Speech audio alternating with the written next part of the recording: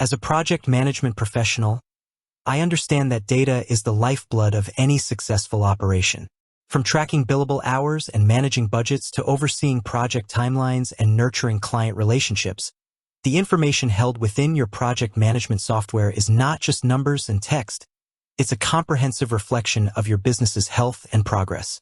Therefore, understanding who can access this valuable data is paramount, not only for security but also for ensuring efficient collaboration and maintaining client trust. If you're using Scoro, a popular end-to-end business management software, you likely have a wealth of information stored within its digital walls. But who exactly holds the keys to this kingdom of data?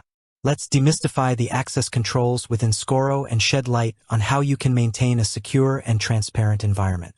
The gatekeepers, user roles, and permissions. The primary mechanism for controlling data access in Scoro lies in its robust user role and permission system. Think of user roles as predefined sets of access rights tailored to different responsibilities within your organization. Scoro typically offers a range of default roles, such as administrator. This role typically holds the highest level of access, often having the authority to view and modify all data, manage users, configure system settings, and control integrations. Administrators are the super users of your Scoro instance. Project manager. Individuals in this role usually have comprehensive access to projects they are assigned to, including tasks, budgets, timelines, team members, and related communication. Their visibility into other projects might be limited or read-only. Team member. This role generally grants access to tasks and activities assigned to the individual, allowing them to track their time, update progress, and communicate with relevant team members within their projects. Their access to financial data or overall project settings is usually restricted. Sales manager.